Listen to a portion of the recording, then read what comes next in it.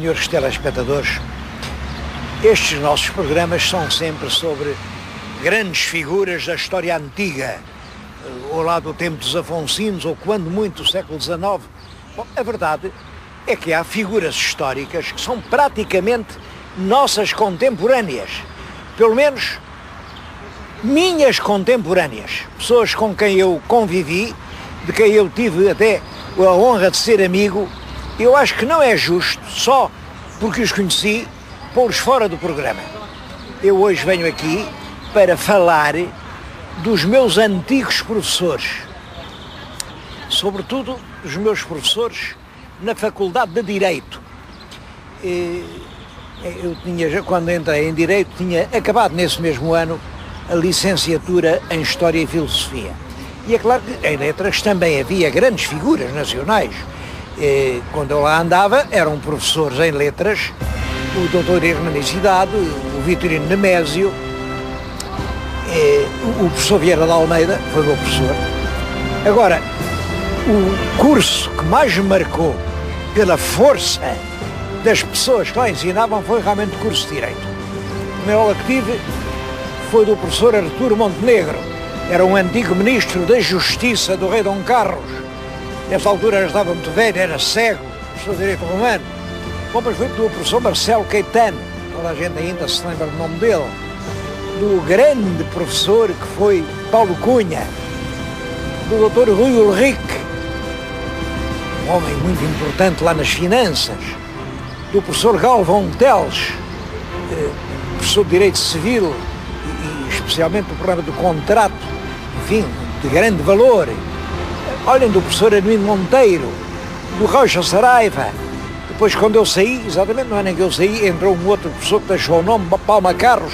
Tudo isto são nomes de caixa alta na história da Universidade Portuguesa. Mas é para falar especialmente de um que até agora não citei, que eu venho aqui. Eu venho falar deste professor Fernando Emídio da Silva. Fui aluno dele em Finanças.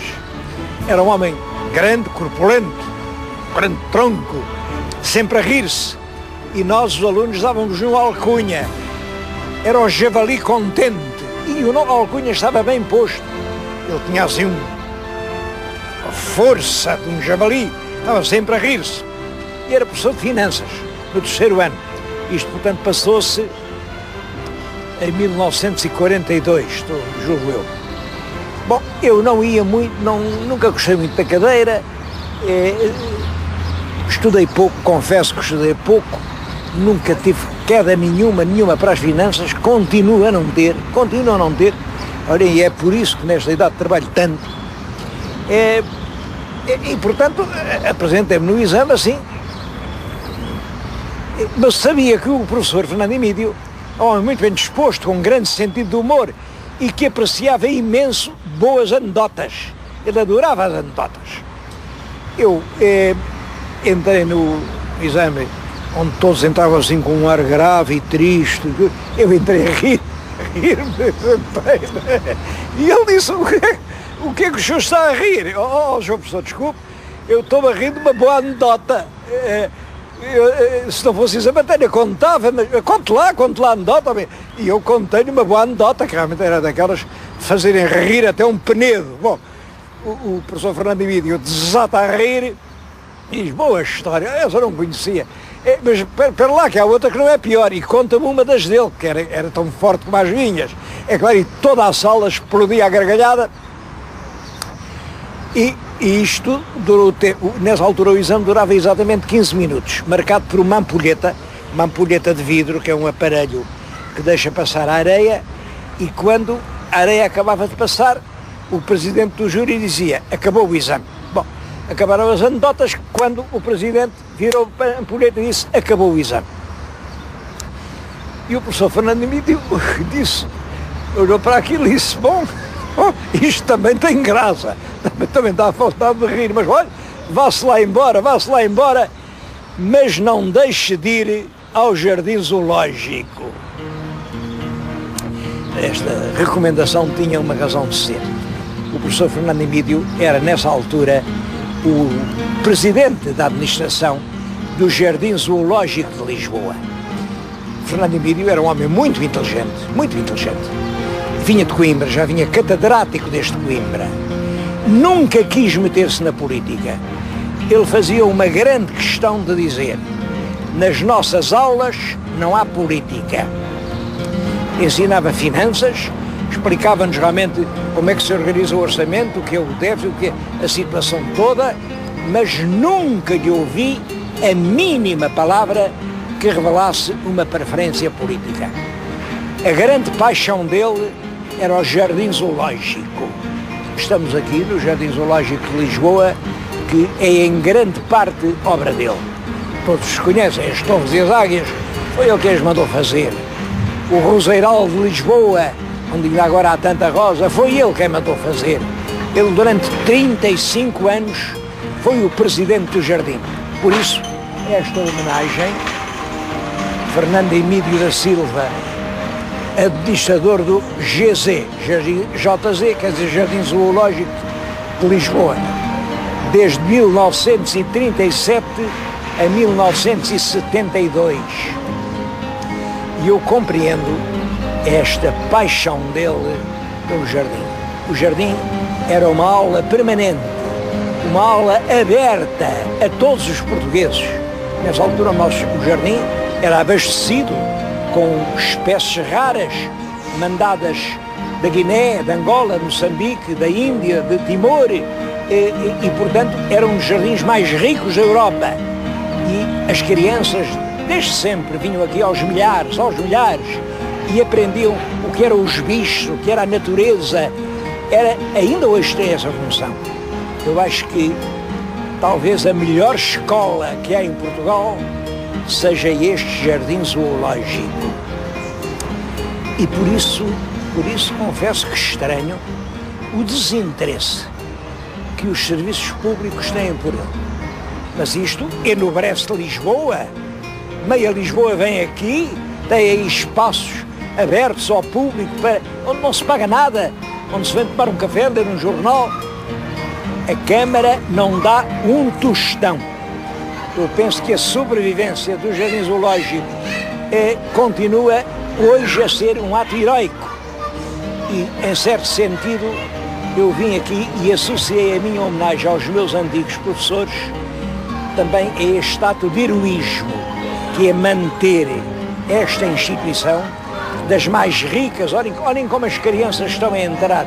Eu estou aqui a falar para a Câmara, diante de mim estão a passar centenas e centenas de crianças. Toda a manhã é isto. Nenhuma escola em Portugal tem tantos alunos como esta. Como se explica que seja a única que não recebe nem um centavo do Estado?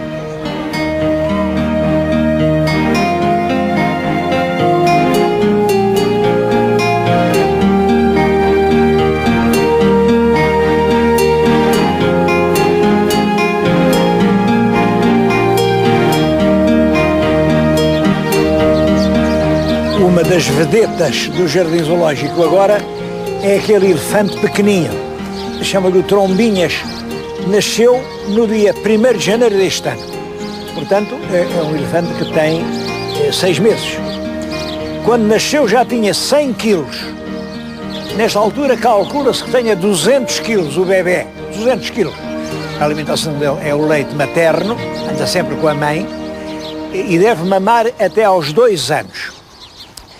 Devo dizer que é o primeiro elefante que nasceu aqui no jardim desde há 120 anos, porque há Jardim Zoológico há 120 anos. Naturalmente, os animais em cativeiro, o animal preso, não se reproduz com facilidade.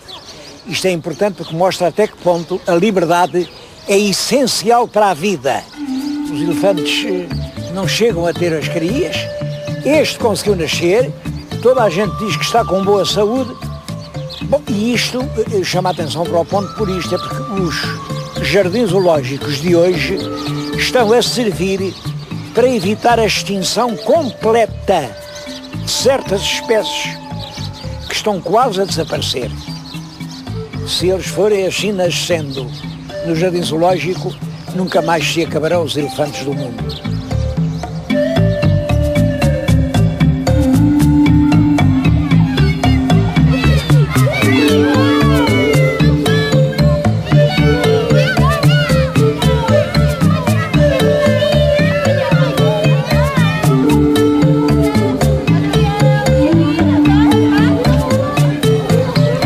Este rinoceronte macho, que pesa mais de 2.000 quilos, veio da América.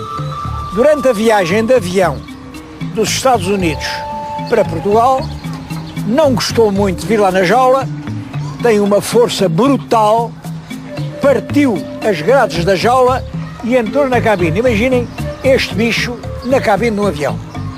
Era um avião da Força Aérea, do Montijo, e os aviadores portugueses, com um bicho furioso à solta na cabine, conseguiram não perder a cabeça, conseguiram acalmá-lo, lá o foram atando com cintas várias, conseguiram imobilizá-lo, ainda estiveram para aterrar nos Açores e o deixar nos Açores, mas depois viram que tinham possibilidade de vir até Lisboa.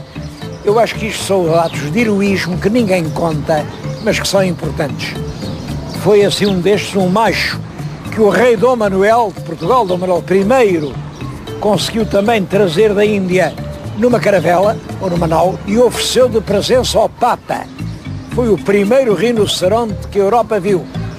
O grande Alberto Dürer desenhou, ficou espantado, e desenhou numa gravura que ficou célebre e que ainda hoje é reproduzida constantemente.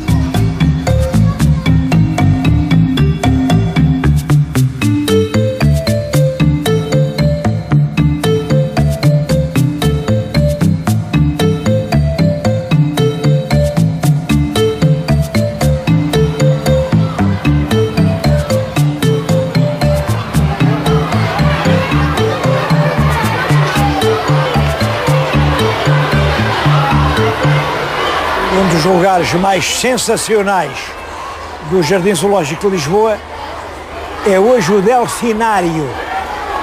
Isto que vem aqui tem o nome de Baía dos Golfinhos, porque as crianças veem ali os golfinhos dar os seus saltos.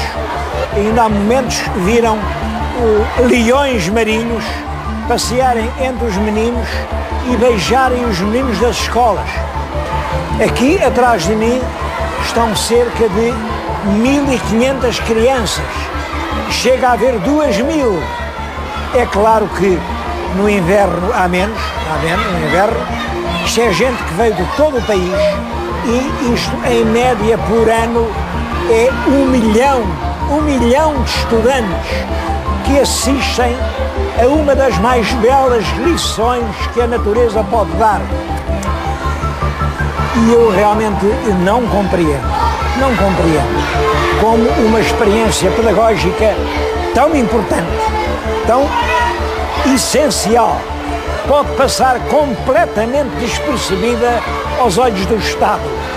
O Ministério da Educação não põe aqui R$1.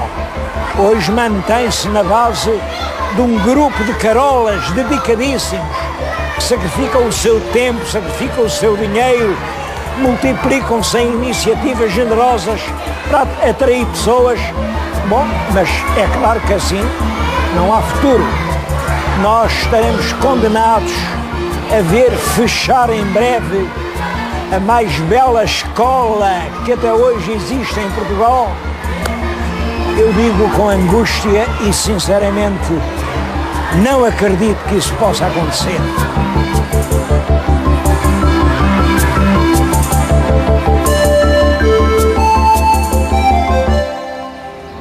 Mas eu vim hoje ao Jardim Zoológico, não foi para falar de feras, mas para recordar o meu antigo professor de finanças, Fernando Emílio da Silva, e outros grandes professores que realmente eu encontrei na vida. Eu vou contar-lhes 2 episódios da minha vida de estudante, 2 episódios que em si não têm importância nenhuma, mas que mostram até que ponto a vida de um homem pode depender da atitude de um professor.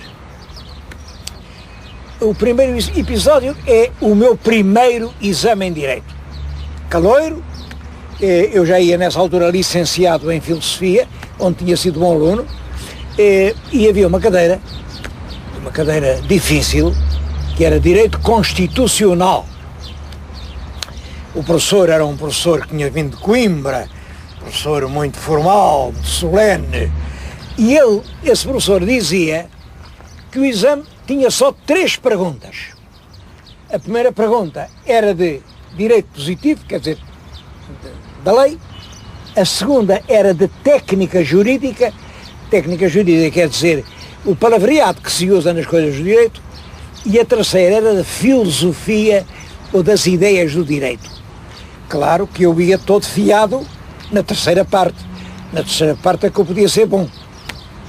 Bom, mas o professor faz uma primeira pergunta de lei, que eu sabia, claro, disse-lhe, com espanto meu, segunda, terceira, quarta, e eu aí disse ao Sr. Professor, se quiser eu digo a Constituição e o Estatuto do Trabalho e o Ato Colonial, eu sei-os todos de cor, porque era verdade, sabia de cor. Bom, então, passemos à técnica jurídica. Bom, e aí faz uma pergunta muito simples, para mim era elementar. Quem for formado em Direito sabe o que isto é. Perguntou-me qual era a diferença entre situação jurídica objetiva e situação jurídica subjetiva, segundo o escritor francês Duguay. Bom, eu tinha lido os livros todos de Duguay, e isso lá é a base que ele parte. Portanto, disse-lhe imediatamente, é assim. O professor olha para mim, muito surpreendido, e diz-me, a sua resposta está certa, mas eu não acho claro, diga de outra maneira. Bom, eu disse de outra maneira, e volta sim, continua a não achar claro, repita. E eu digo, isto repetiu 6 vezes. À 6ª vez, o professor a dizer que estava bem, mas não era claro, aí é que eu caí em mim. O que o professor queria era que eu soubesse a sebenta de cor e que dissesse a coisa pelas palavras que vinham na sebenta. E eu não saio daqui se não souber a sebenta. E aí cometi um erro, o meu erro. E disse ao seu professor, Vossa Excelência já disse que todas as respostas que eu dei estão certas. Vossa Excelência é que não acha claro. Bom, penso que agora a deficiência é de Vossa Excelência, não é minha. Isto o professor não deve dizer isto, um rapaz não deve dizer isto a um professor. Mas eu disse, pronto, era muito jovem. O professor perde a cabeça, perdeu literalmente a cabeça, e era aquelas carteiras de madeira que tinham assim à frente um tinteirinho de tinta para o professor molhar a caneta, e o professor dá um murro imenso, pum, um murro tremendo na secretária, um murro tão grande que o diabo do tinteiro saltou e foi pintar a camisa do professor. O professor ainda usava colorinhos engomados, era um professor muito formal. Agora imaginem a situação, o professor aos gritos histéricos, a camisa a pingar tinta. Os meus colegas, isto foi no Campo de Santana, a sala tinha todas as carteiras com tampos móveis, e os colegas a fazerem uma sorriada medonha, a bater com as cadeiras, bum, bum, bum, bum, bum. Eu lá pensei, não há dúvida aqui, fico chumbado, não posso continuar isto. E levanto-me, a gente levava para a carteira os códigos para responder, era permitido dos códigos e da legislação, pego nos livros, e tem outra frase infeliz, digo para o professor, é evidente que Vossa Excelência está muito nervoso e não está em condições de continuar a fazer exame.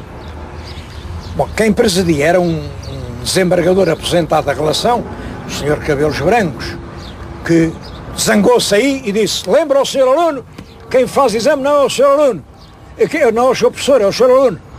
Bom, perante isto eu resolvi desistir e ir-me embora.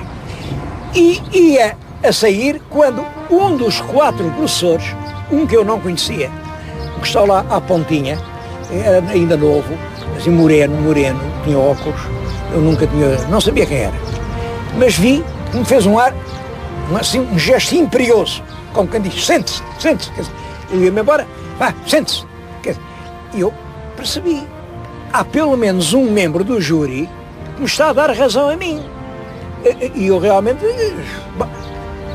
disse para o professor, pensando melhor, eu continuo o meu exame, faz favor de perguntar. Bom, o professor constitucional, que estava apoplético, estava fora de si, disse, eu não tenho mais nada para perguntar. Bom, passei às mãos do professor de Civil, que era o professor Pinto Coelho, fez-me o exame, eu respondi muito bem, depois enfim, fez os 3 exames que faltavam, e depois o júri esteve reunido 2 ou 3 horas, e passaram-me com 12, o que em Direito era uma nota boa no primeiro ano, depois acabei com 17, bom, e quis saber quem era o tal professor, que não me tinha deixado desistir, quando eu tinha mostrado, evidentemente, desconsideração por aquele lente que queria que eu soubesse a sementa de cor. E o nome dele era Marcelo José Alves Caetano. Era o professor Marcelo Caetano. Foi assim que eu conheci o professor Marcelo Caetano, um homem, portanto, a apoiar um estudante rebelde, um estudante que não aceita saber a sementa de cor. Devo dizer que essa ligação de amizade ficou para toda a nossa vida. Outro professor que eu recordo com uma admiração enorme e que talvez seja o maior professor que eu tive em toda a minha vida, era o professor Paulo Cunha. O Dr. Paulo Cunha era professor de cadeiras muito difíceis, obrigações que eram mais de 1000 páginas de sabenda. Bom, e realmente as aulas dele eram luminosas. Quem ouvisse aquilo, o direito, como sabem, quem souber direito, o direito é uma geometria, tem princípios, aquilo tem ângulos, é rigoroso. Quem estiver dentro daquela mecânica não se engana. Bom, e o Dr. Paulo Cunha conseguia meter-nos essa geometria dentro da cabeça. Eu tive sempre notas muito boas com ele, nas escritas tive sempre a nota mais alta, exceto uma cadeira, já não sei qual foi, em que vou ver à pauta e aparece lá um medíocre, um M pequenino, medíocre. Bom, eu admirei-me, mas sei lá, eu também não estava assim tão seguro, tivesse feito boa figura que, olha, calei-me e fui ao segundo exame. Havia 2 exames de frequência. No segundo, o professor Paulo Cunha, muito formal, diz, antes de começarmos o exame, tenho que fazer uma declaração. Na fixação das notas do último exame de frequência, houve aqui um lapsus calami. Lapsus calami quer dizer erro do lápis. Ele usava muito a expressão lapsus calami. O senhor aluno José Irmão Saraiva tem aqui um M pequeno, quando esqueceram-se de pôr o B grande a seguir. É um muito bom. É muito bom que ele tem, não é medíocre. Bom, eu, claro, fiquei muito contente, não é? E depois fui-lhe agradecer, mas ele diz, mas porquê que você não reclamou? E eu, veio-me à cabeça uma hipótese, que acertei, e disse, bom, é que eu sabia que não tinha sido o senhor professor quem tinha visto as provas, tinha sido o seu assistente. E o que se passava era isto, os pontos não eram perguntas, eram problemas. Problemas, imaginem que a gente já é advogado, e chega um cliente, põe um problema, tem esta coisa a resolver, a gente tem que resolver o problema dele. Bom, e era um problema sobre bens totais, e eu disse, aqui o professor Paulo Cunha tem uma teoria. Quem resolver segundo a teoria dele dá uma solução, mas o professor não tem razão, tem uma teoria errada. E é errada por isto. E, portanto, eu não sigo a teoria do professor. A minha teoria é esta, e eu vou resolver o problema de acordo com o meu ponto de vista. E resolvi.